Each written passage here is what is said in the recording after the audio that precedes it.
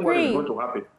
You would agree that a minute part of the problem is that sometimes farmers also sell their lands to illegal miners because they feel it is more lucrative. That's a concern Cocoa Board raised as far back as the beginning of this year when we started seeing a decline in cocoa production.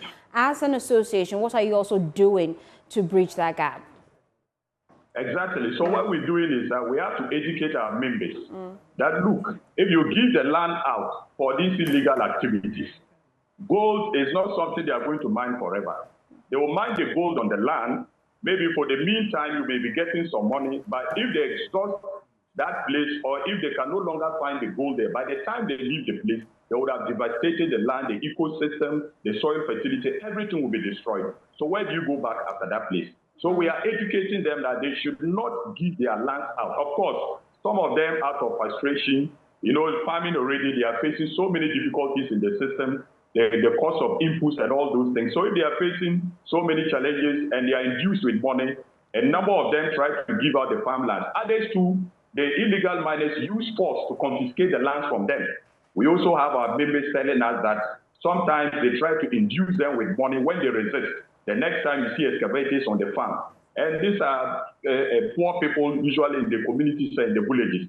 So we will continue with our education that illegal mining on farmlands is not the way to go. Because when the gold is finally exhausted on that land, you may have to go back there to do farming. And where are you going to do the farming? The ecosystem would have been destroyed, the environment is destroyed, and it's going to affect all of us. And we are much particular. Look at food inflation in the country. If you look at the general inflation that we have been battling with, if you segregate it, food inflation is always leading in terms of the component.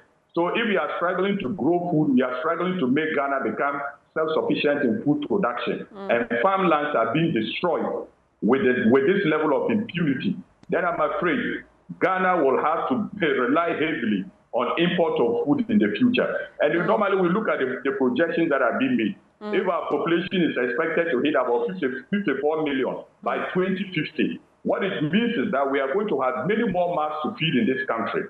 And to be able to feed these people, we need land to grow food.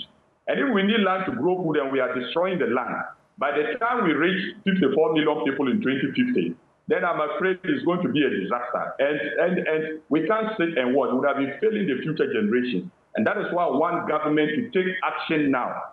All illegal activities on farmlands, on cocoa farms, in water bodies, in forest reserves, there should be an immediate ban. Of course, we're saying that there's already a ban on it, but it seems the ban is not working. So we want them to enforce that ban immediately and take all this call to the table to find a way forward, because we can't continue like this.